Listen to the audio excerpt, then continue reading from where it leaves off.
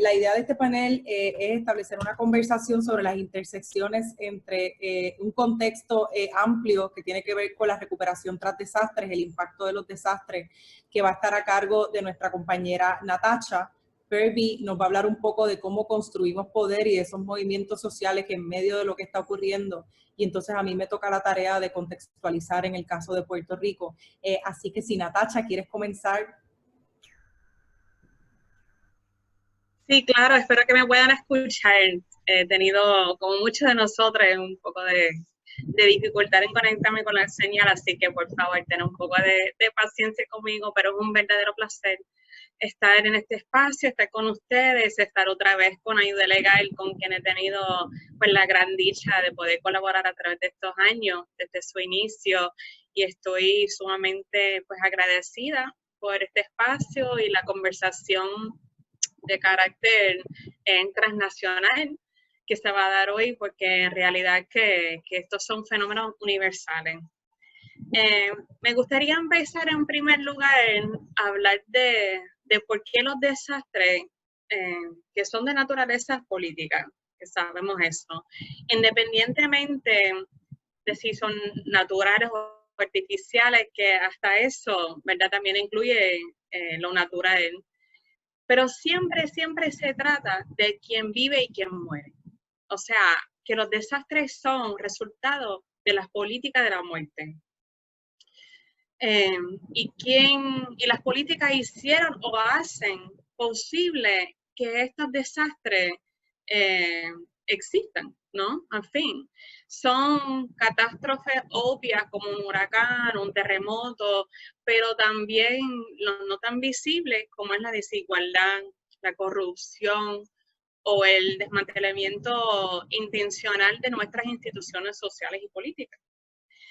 Y la política de desastre incluye pues, las fallas graves de los sistemas y estructuras que se supone que nos protejan, ¿no? A las personas. Y eso incluye especialmente a las comunidades y las personas vulnerables, que son vulnerables por una razón, ¿verdad? Que hay una opresión sistémica sobre ellos dirigida a esas comunidades sobre la base de su identidad para hacerlas vulnerables.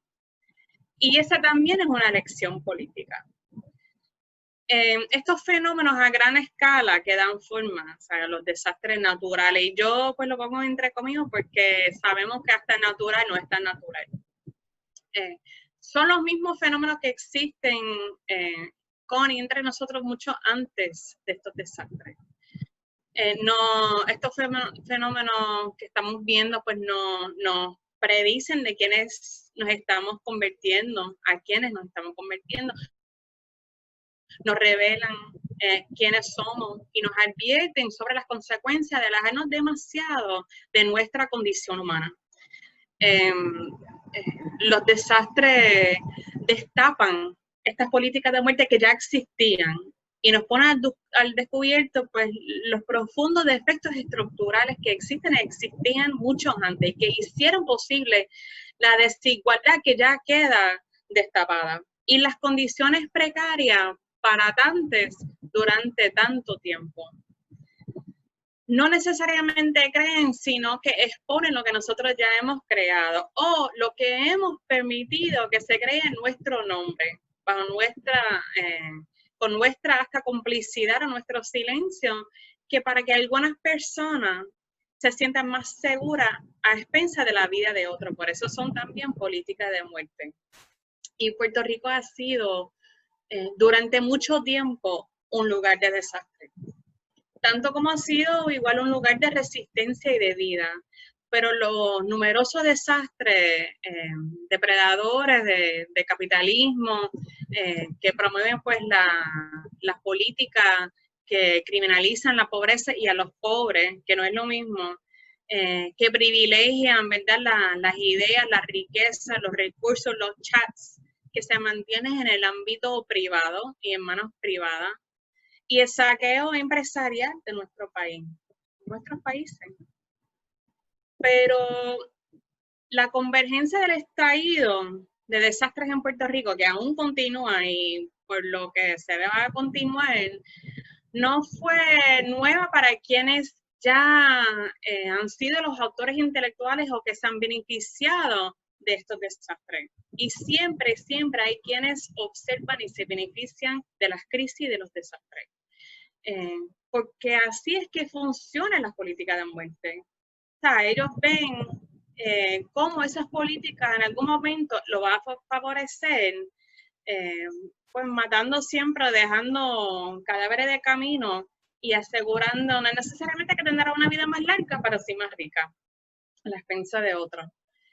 Y en todos estos fenómenos, en todas ¿verdad? Estas realidades que vivimos, que son múltiples, siempre, siempre, en todo eso, la ley es cómplice. La ley es la mayor cómplice de la política de desastre y del capitalismo de desastre, porque es la ley quien decide quién puede quedarse en un lugar, quién puede participar en los procesos y quién está excluido de los mismos, quién podrá reclamar o salvar su casa, quién puede regresar a la misma, disculpen, quién será desalojado, desalojada, quién puede reclamar su derecho a la alimentación o al agua, quién puede alzar su voz y que no será un acto criminalizado, quién puede tomar la calle y a qué hora y dónde, quién gana un salario mínimo y quién no tiene que pagar impuestos, quién puede ser despedido de un trabajo y quién se queda con las ganancias, quién tiene que pagar por la educación, a quienes le recortan las pensiones y al final pues también quién tiene la responsabilidad de pagar la deuda. O sea, es la ley que determina, en fin, y que sirve para asegurarse de que las políticas de muerte se conviertan en leyes y políticas públicas, que aseguran entonces la muerte lenta de aquellos a quienes consideran desfavorables. Y la ley es una herramienta poderosa como muchas, que es seguida por todos los que quieren recordarnos que somos nosotros los que estamos muriendo lentamente. Y cuando quiero, pues entonces agilizar nuestra muerte con colas interminables, formularios complicados, inentendibles en inglés, llamadas constantes por agencias hostigándonos, al revés, que nunca contestan, negaciones de nuestras solicitudes y derechos, negaciones a nuestra propia vida. Y nada, en última instancia, pues, es la ley que también trata sobre la humanidad, de quién se ve, quién se reconoce jurídicamente, quién será respetada frente a las instituciones, a las estructuras, a la gente del país cuya dignidad se valida y se defiende. Y es por eso que espacios como esto, que fue convocado por Ayuda Legal Puerto Rico, y además los espacios autoconvocados que se ha visto mucho más de María para acá, por ejemplo, y más de Ricky Renuncia para acá, que son tan críticos, porque somos todos nosotros los que debemos forjar nuestros sistemas cuando los que no fueron nunca construidos y diseñados para nosotros, pues caen y nos fallan, que no debería sorprendernos, porque en realidad nunca fueron diseñadas para vernos sobrevivir, y mucho menos para tener vidas dignas. El construir el poder para que ese mundo nuevo que tanto anhelamos y que tanto merecemos y que es posible, ese es nuestro trabajo. Y el trabajo de desmantelar la política de muerte y las varias políticas, múltiples políticas de muerte que se manifiestan en los espacios administrativos, judiciales, legislativos, en nuestro, además, proceso hasta comunitario, ¿verdad? Donde esos patrones se replican, pues es nuestra responsabilidad de construir políticas de vida. Y para eso está este espacio. Y por eso, pues nosotros, por eso la necesidad de construir el país y los países que merecemos. Porque como bien saben ustedes, los y las que decidieron participar en esta conversación tan importante hoy y mañana, pues sabemos que construir el poder y los países que queremos y merecemos es la tarea principal, porque lo que nos queda claro a través de todos estos desastres es que no es el Estado ni el Estado corporativo, porque el Estado se va convirtiendo más y más en el sector privado, que nos va a salvar. ¿Me entiende? Que hay creo que hubo una ruptura en algún momento de que no es lo mismo exigir que el Estado cumpla con su deber y de que, ¿verdad?, que trabaja para prevenir los desastres y que trabaja para ayudarnos a realizar nuestros derechos humanos, que nuestro derecho fundamental en la vida y es el rol principal de cualquier gobierno. Que no es lo mismo decir que pues el poder no se le cedemos al Estado, sino lo construimos nosotros. Y nada, hablando de construir el poder, no hay nadie mejor posicionada para eso que Purvi. Entiendo que es el tema principal que va a tocar ella, así que nada, pauso ahí un momento para que ella se pueda empezar a compartir todo el trabajo y estrategia que ha hecho con nosotros. Thank you, Natasha, and good morning, everybody. Thank you so much for this invitation to be with you today. It's an honor to be in this space with you. I think, you know, Natasha laid out for us, I think, some very important grounding for the moment we're in. This concept of man-made and natural disasters and the climate, you know, the climate crisis. In addition, this trend towards neoliberal policies and privatization of what are public goods.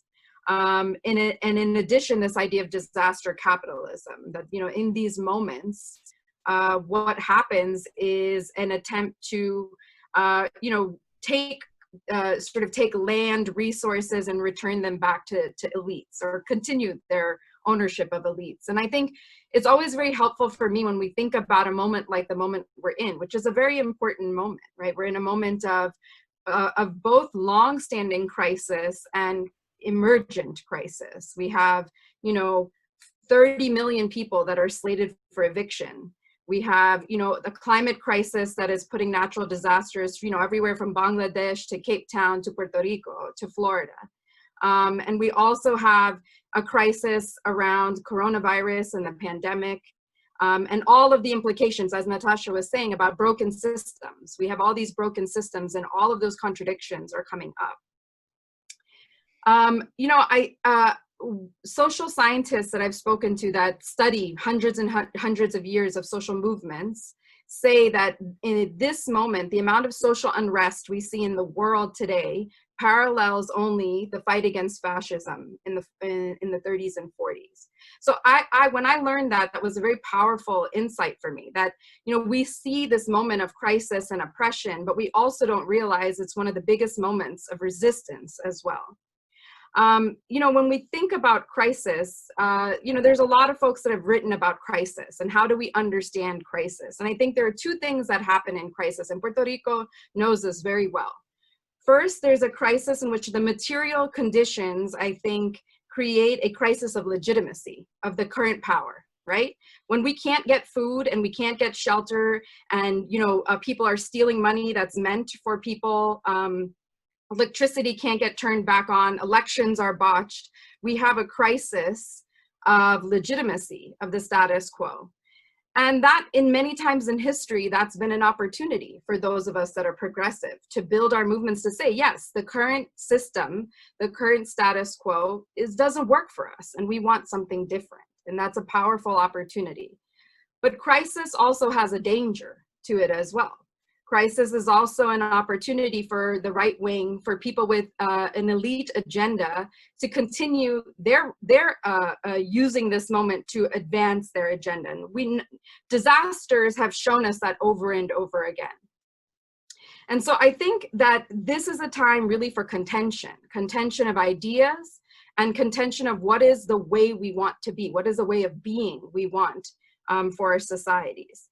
Now, the other thing that these researchers that study social movements say is that even though we're in a moment of great social unrest, the major difference between this moment and the 30s and 40s is the infrastructure and the power of social movements. And this to me became a very important fact to learn. I studied this around the time Donald Trump was elected. You know, out of this incredible sense of what was going to happen over the next 4 years. And we've seen this trend. What we're seeing is a global phenomenon, right? A global phenomenon of both climate change, of strongmen leaders, of loss of democracy, of increasing precarity, right? And so this idea that infrastructure is, we have same amount of crisis, same, you know, highest levels of unrest in our society. And now we have a problem. Our movements, our infrastructure is not as strong as it could be. So I want to talk about what that means. And for me, it's like we spend a lot of time understanding the moment we're in. The question is what do we do about that, right? How do we actually build the kind of power that contend for ideas, win real change that makes our lives better, makes us healthier, puts, you know, keeps our jobs, keeps shelter for us, more democracy, more autonomy for people, more self-determination. And so I think that when we think about infrastructure in crisis, we oftentimes think about the failure of the state's infrastructure, right? I mean, we know this very well. I grew up in Florida, lived through Hurricane Andrew, saw, you know, we're seeing with coronavirus, we're seeing the complete failure of the state to be able to provide for us. But I think these moments, we have to also think about what is the infrastructure of our movement. So I want to offer, you know, a few lessons that come from my experience. And my experience is both from, you know, the way living through disaster teaches you how to survive, right? So just going through a major disaster as a young person in my hometown of Miami, but also in my work as, you know, as a lawyer fighting hurricanes and sort of the whole range of recovery issues with hurricanes in the southern part of the United States, but also around Ferguson and the movement for Black Lives, the current eviction crisis, and also the ways that we've been trying to build infrastructure globally for lawyers across the world to push back on what is right now a threat to democracy around the world, various threats to democracy.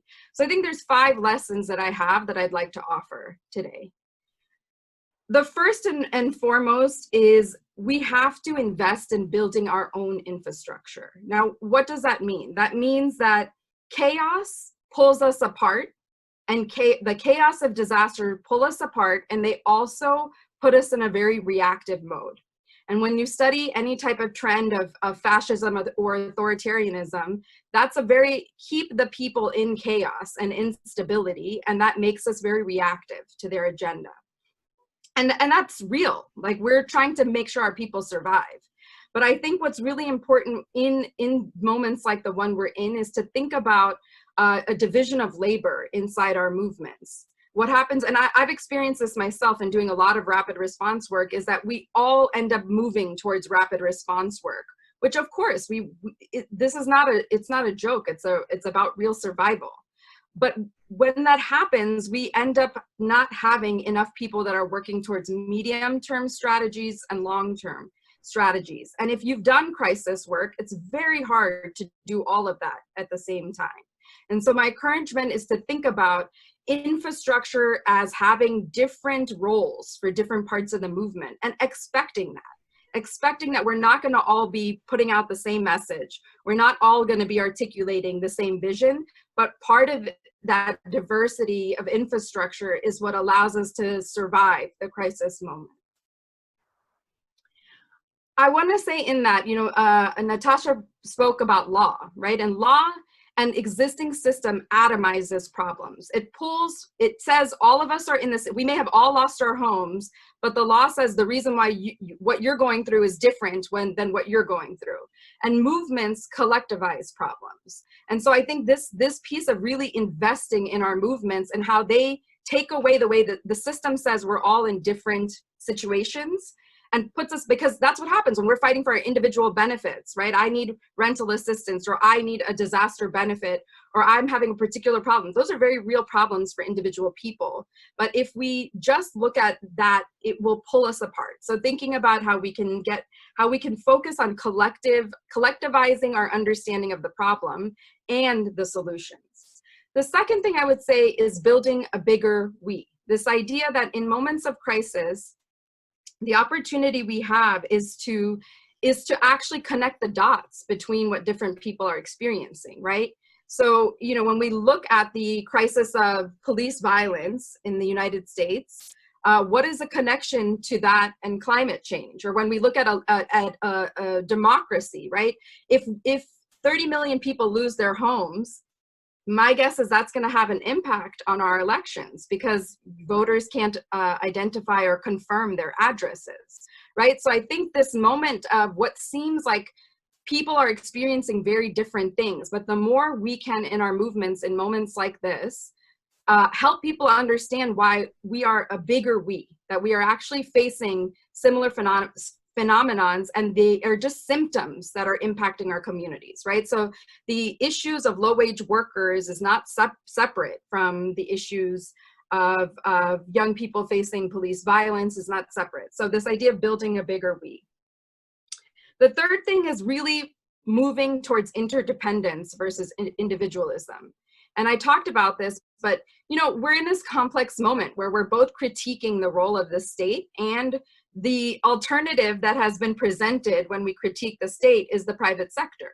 The private sector will solve the problems that the state is not able to solve. And I think that us being really clear that we are fighting for a state that actually represents our interests, and it doesn't have to be a colonial state, right? But this idea that the opportunity to think about both like in a context of what does a state look like in the context of interdependence? And solidarity is both narrative, but also a strategy, right? So like, how do we think about actually building connective, finding similar targets across geographies, across issues, and across movements? And some of this is like, you know, this is nice to say, but the hard work that's underneath this is oftentimes like having difficult conversations about anti-Blackness in our movements, having difficult conversations about how we can tend to pit ourselves against each other rather than figure out how we are actually being impacted in the same way. The last thing I'll say, and I think this is particularly relevant for Puerto Rico, where there's, you know, essentially there is the contradiction of trying to advance liberation and freedom in the context of a colonial set of laws, right? And this idea, as Audre Lorde says, the master's tools will never dismantle the master's house. And I think that sometimes that makes us, and I think that's similar for a lot of other movements, right? How do we deconstruct a racist system of policing with a legal system that has been designed to protect the interests very intentionally of powerful, so there's contradictions there, but I think that means that we have to do two things. One is we have to use the existing system to the highest potential that we can. Every forum that we can fight in, you fight in. Every case that you can file, you file. And not because we believe in the inherent just nature of that system, but because we have to bring the fight in every place that we can. And simultaneously, as Natasha was saying, we start to build a new paradigm, right? When we look back at indigenous traditions and we look at, if we look at climate change, we can say, okay, the thing we're going to fight about is who gets a right to a benefit, or we can say we're fighting for the rights of nature. And this idea that if we can completely deconstruct the way we, the international human rights framework is oftentimes based on still an extractive role of the natural resources. So it is not easy to have our brains work in this very future forward way while we simultaneously fight inside very narrow kind of context. But I think that is what this moment requires of us, to do both, because I think that we have to be clear that, we can't let any sort of, we can't cede any ground. So that, I think that for a lot of the lawyers in the room, that sometimes feels like a contradiction. Like, I don't believe in this system and I still need to fight inside it. But I think that tightrope between the existing system and imagining an alternate framework for what our rights or the way we could be with each other is actually really important. So I'll stop there, and then we can kind of continue the conversation. I think Ariadna, you're next. Yeah. Y quería, además de agradecer de nuevo el espacio, agradecer a Natasha y Purvi Una de las cosas que quizás con mayor detenimiento he estado mirando en estos últimos años, sobre todo estos últimos meses de estar encerrado después de la pandemia, ha sido el proceso de romantizar, cómo romantizamos ser sobrevivientes, cómo romantizamos ser sobrevivientes de desastres, cómo romantizamos esa palabra resiliencia que ha sido tan utilizada y tan mal utilizada tanto por personas desde las mejores intenciones, pero también por una dinámica de capitalismo del desastre que termina desposeyendo. Y es que los desastres, en particular este encuentro se hizo para reaccionar a las consecuencias del huracán Irma y María, que en el 2017 todavía no se habían atendido en el 2019 y todavía quedan sin atender en el 2020, pero también se hizo con una conciencia de que los desastres tienen muchos niveles, son multiniveles, y pueden ser terremotos, pueden ser huracanes, pueden ser una pandemia, pero que el desastre siempre es político. Y el desastre precede estos eventos y tiene que ver con esa fragilidad de esas mismas infraestructuras que mencionaba Perby, que también mencionaba Natacha, que el Estado y que el poder corporativo se lucran de estar disminuyendo y de estar dilapidando. La realidad es que los desastres tienen muchas consecuencias en la vida de una persona, de una comunidad, desde el punto de no tener un techo seguro, de no tener una escuela a donde ir a regresar a estudiar, no tener un mecanismo de transportación, no tener acceso a alimentos, no tener acceso a agua, a medicamentos. Pero una de las consecuencias mayores de los desastres es que crean esta conciencia del sobreviviente siempre precario, siempre precaria, donde las personas dejan de verse a sí mismas como merecedoras o como personas que tienen derechos. Y nos convertimos en personas que estamos esperando la asistencia internacional, esperando el foco de otros países o de compañías o de sin fines de lucros que vengan a traer los suministros que necesitamos. Y se crea esta visión de que la gente siempre está esperando y de que la gente es pasiva. Y eso tiene consecuencias muy reales en la gente. Por un lado, la gente nos vamos separando de una noción de vida digna o de reclamos de vida digna. El discurso del Estado se convierte en un discurso que responsabiliza a la gente que está esperando la asistencia a la que tiene derecho y que no les llega porque el Estado entiende que no están haciendo lo suficiente por sí misma. Y a la misma vez se crea esta noción de que la gente no tiene agencia, no tiene poder. Y eso es lo que hemos visto en Puerto Rico y en otras partes del mundo, y en el caso de Puerto Rico, atado a una crisis colonial, a una crisis de austeridad. Y yo quería comenzar por ahí, eliminando y criticando esa romantización de que la precariedad y la crisis no siempre lleva a construir poder. Las crisis no nos hacen súbitamente más fuertes o más preparadas para el próximo desastre, y eso lo vemos en el cansancio de la gente, incluso en este espacio tan privilegiado donde estamos hoy, saber que el hecho de que esté lloviendo un poco significa que posiblemente nos quedemos sin luz eléctrica, y gente sabiendo que llueva un poco significa que sus casas se van a inundar, que sus techos, sus toldos azules pueden colapsar. Y eso es una crisis que no permite construir poder porque siempre estamos reaccionando, reparando, remendando, literalmente cosiendo, poniendo parcho en el proceso. Y ante eso yo creo que la respuesta que a mí se me ocurre pensando en esa posibilidad a la cual quiere abrir la puerta a este encuentro, tiene que ver con también unos principios básicos, el principio de socializar, cómo socializamos información sobre los derechos de la gente y la noción de que tenemos derecho a ejercer nuestros derechos, socializar herramientas de autodefensa.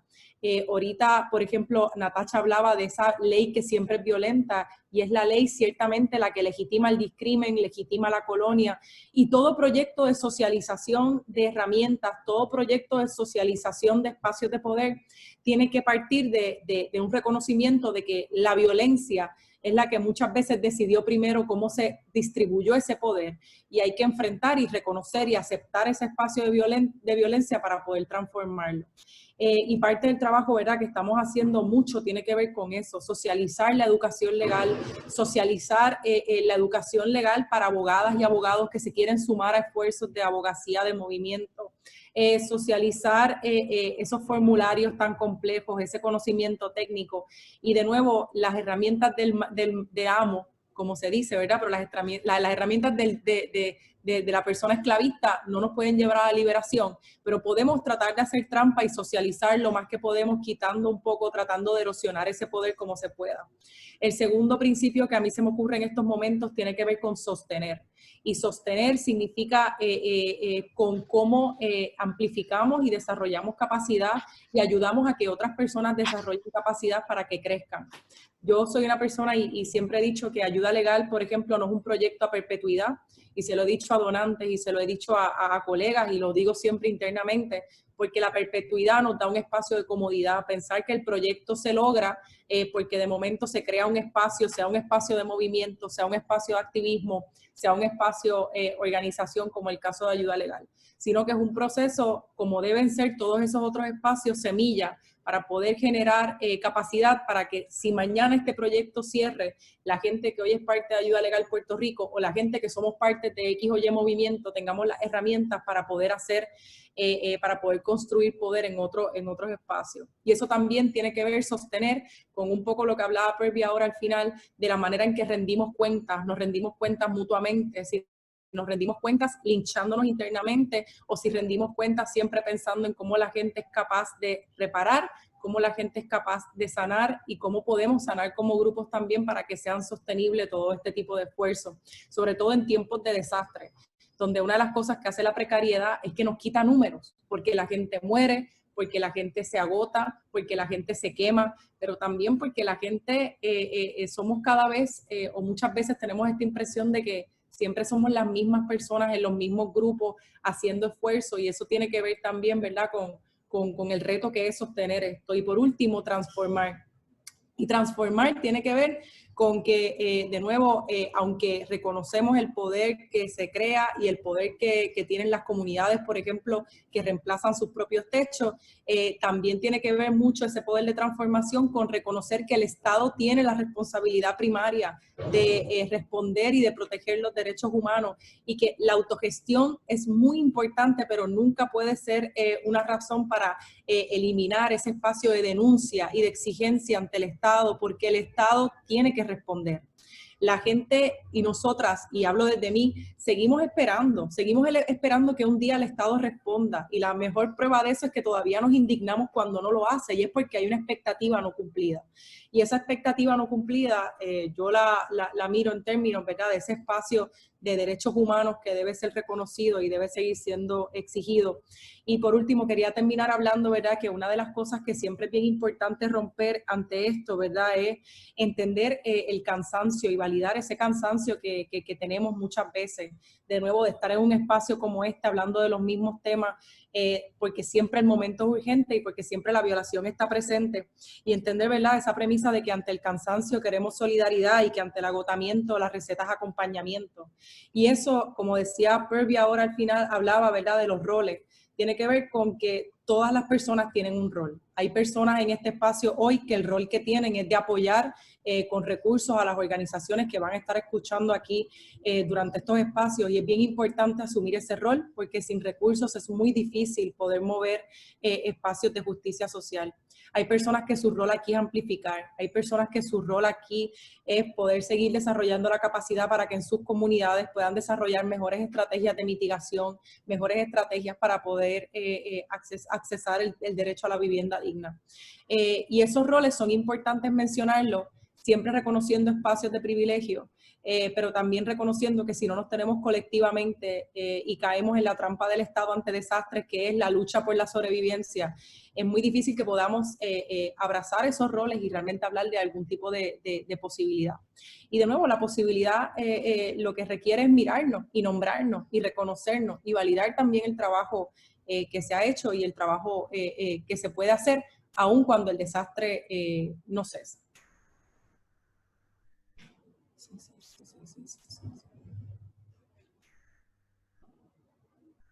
Creo que Nicole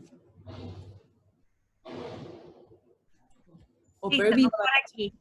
Gracias, gracias a Ariana y a todas. No sé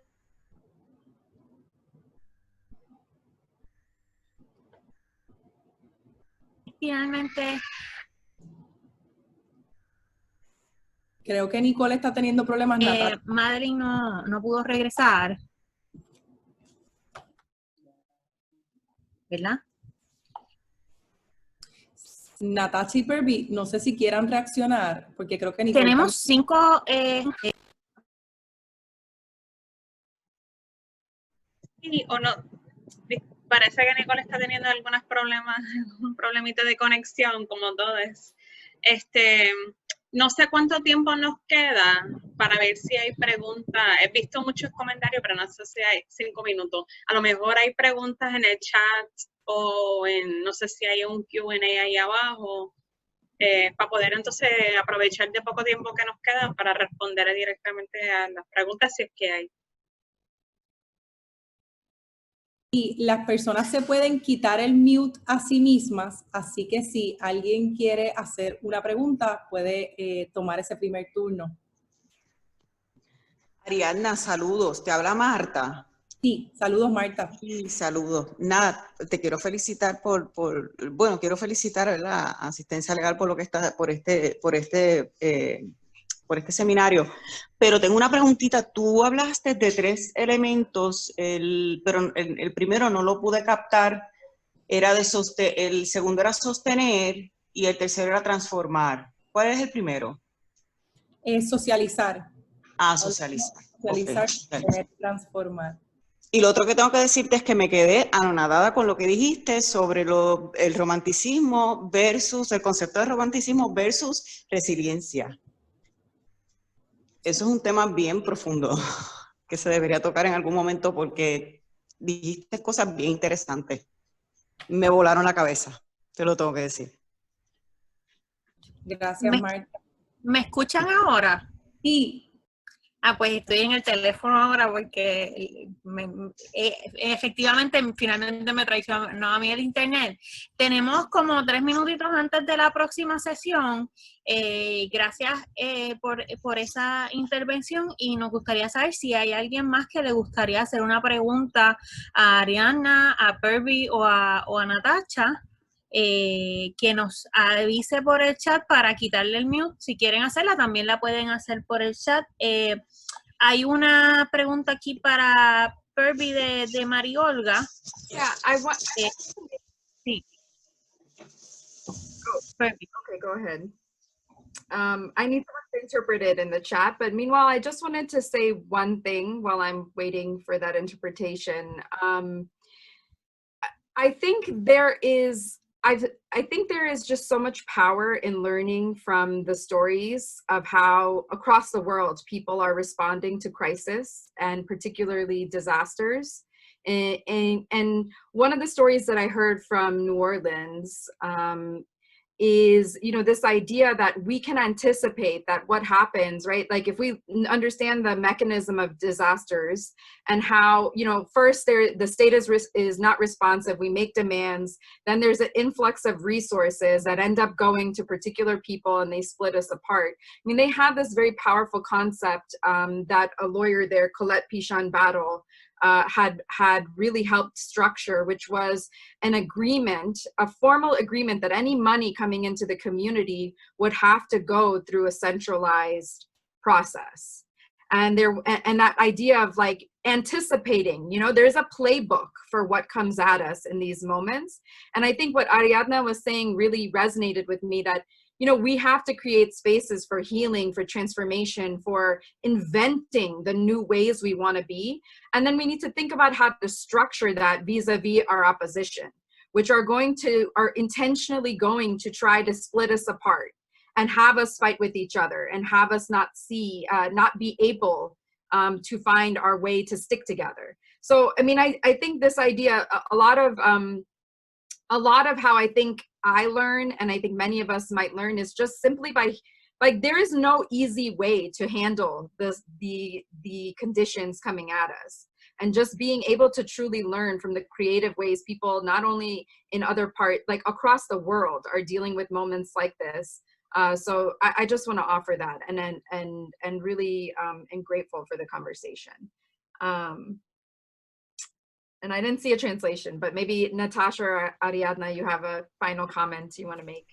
Sí, la pregunta, ahí acaban de traducir la pregunta para Purvi, es si puede dar ejemplos que ilustren invertir en nuestra propia infraestructura y construir interconexión y solidaridad.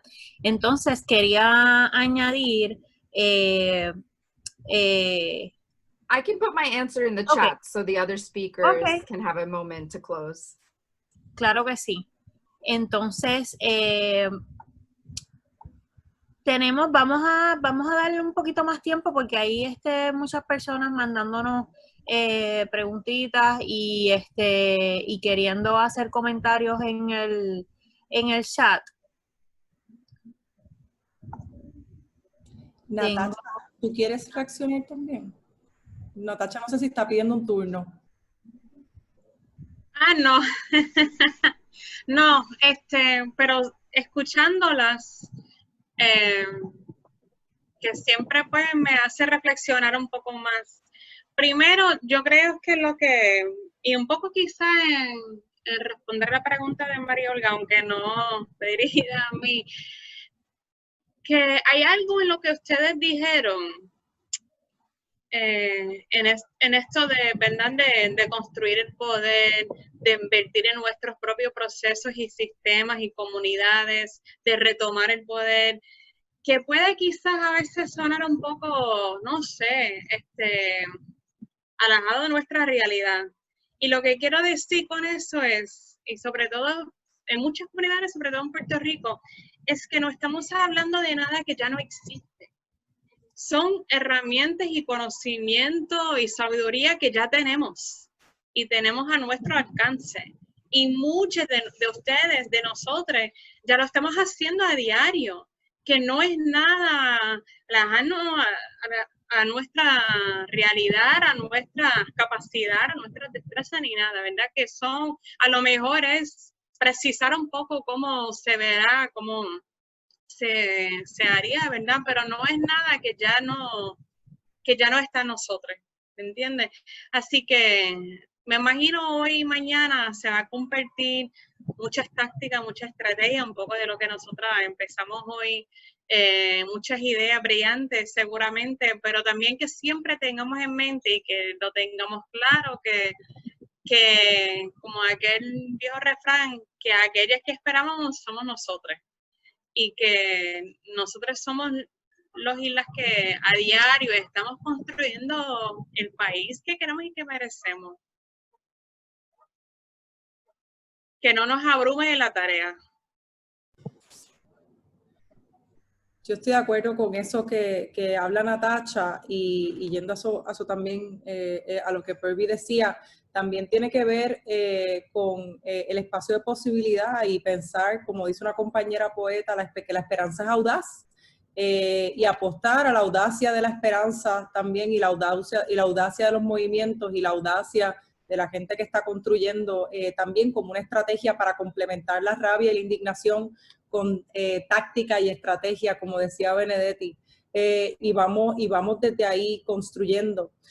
Parte de lo que queríamos también en este espacio y la razón para traer a Natacha y a Purvi es que son personas que están construyendo en circunstancias muy difíciles, pero siempre desde una visión de que la construcción es posible, de que todo sigue siendo posible. Y esa es la apuesta que seguimos dando, reconociendo y validando el cansancio, reconociendo y validando el tiempo que ha pasado.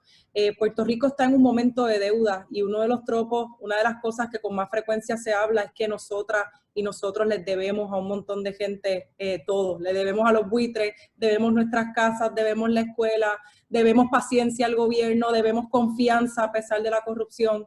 Y para mí una de las cosas políticas más importantes que puedo hacer en estos momentos, que todos podemos, al que invito a todos, es a seguir insistiendo en que nos deben, en que es a nosotros a quienes nos deben. Y nos deben la recuperación justa, no como una promesa, sino como algo real. No sé si Purvi y Natacha tengan algunos comentarios finales, pero de nuevo regresando a los roles y reconociendo todas las personas que están aquí, es importante para mí decir que apoyen el trabajo del Movement Law Lab. La página y la información de Purvi está en la página del encuentro. Apoyen ese proyecto de construcción de poder desde Abogacía de Movimiento, que apoyen, y cuando digo apoyen, digo también apoyar con recursos, ¿verdad? Siempre estamos hablando de apoyo abstractos muy importantes, pero siempre también, y lo voy a estar recortando aquí todo el tiempo, porque pienso que también es parte de la responsabilidad de amplificar estos grupos, y que apoyen a Latino Justice, también un grupo que ha estado construyendo poder entre comunidades latinex ya por mucho tiempo, por décadas, y que quiero reconocer esto también. No sé si Purvi y Natacha tengan algún final remark. Ay, claro, y apoyen Ayuda Legal Puerto Rico, claro está, que no lo puedo dejar de decir. Natacha y Purvi, si tienen algún comentario final. Purvi nos compartió por chat un comentario, y antes de que cierren tanto ella como Natacha, quería señalar que hemos recibido un par de preguntas que son excelentes para nuestros próximos panelistas, que vienen de 3 comunidades, y quisiéramos que se mantengan conectadas porque las vamos a recoger para ellos. Para ellas, que pensamos que están están súper bien capacitadas para responder desde esa perspectiva comunitaria. Natacha. Sí, pues nada, culmino con esto de que lo que, o sea, a veces hablamos y según algunas de las preguntas, ¿verdad? De qué acciones legales se ha dado, han habido, cuando hablamos de de varios derechos a los que a lo mejor se nos ocurren seguir, el derecho, lo más accesible, lo más visible al techo, a la casa, al agua, a la protesta, lo que sea. Pero en realidad lo que estamos ¿verdad? Soñando, visualizando, haciendo posible es otro mundo. No estamos solamente aquí a asegurar cómo las personas puedan mantenerse en su casa. Es desafiar un sistema que no reconoce nuestros derechos más fundamentales y cuyas instituciones trabajan a diario para quitarnos estos espacios y estos derechos. Es revisualizar, ¿verdad? De qué tenemos derecho para tener una vida digna. ¿Qué es la dignidad? ¿Cómo la definimos nosotros? Y cómo eso se convierte, ¿verdad? En leyes concretas, en políticas públicas, en posturas, en tácticas y estrategias de nuestro movimiento. Pero no es solamente tratar a remediar la situación, a reformarla, sino desmantelarla completo y reconstruir otro mundo posible, que no de aquí ni si de María para acá, ni de aquí para 5 años, ni para 10 años, ni quizá para 50 años se va a hacer. Lo que estamos haciendo es algo sumamente, una tarea que se nos ha dado sumamente difícil, que lo reconocemos y lo admitimos, pero que está a nuestro alcance. A lo mejor eso fue lo que quise decir ahorita, de que no, a lo mejor, o sea, trabajamos esto y lo atendemos por pedazo, pero cuando tenemos el cuadro completo, lo que vemos es que no es solamente un país que estamos construyendo países, es otra visión de lo que es vivir con plena dignidad. Y las instituciones, los gobiernos, los actores públicos, privados, comunitarios, se ven obligados a respetar eso. Así que, tomando en cuenta eso, yo sé que hay muchas personas que se unieron hoy, que hacen eso a diario, en sus casas, en sus comunidades, en su trabajo, en sus escuelas, que hay mucho de aquí que nosotros aprenderemos de ustedes también, y espero que toda esa sabiduría y conocimiento se comparta. Y otra vez, pues agradecida por la oportunidad de poder compartir con ustedes y Ayuda Legal por convocar este espacio.